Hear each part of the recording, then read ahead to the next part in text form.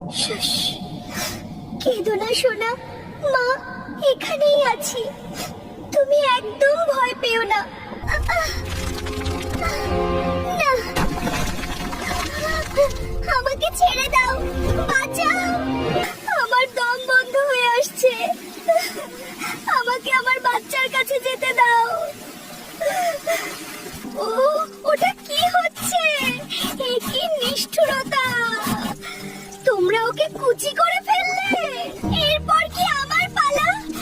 দয়া করো, আমাকে এভাবে কষ্ট দিও না।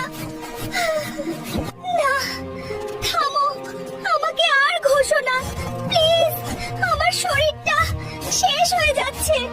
বাবা, আমাকে মাফ করে দিও, তোমার কাছে আমি আর ফিরতে পারলাম না।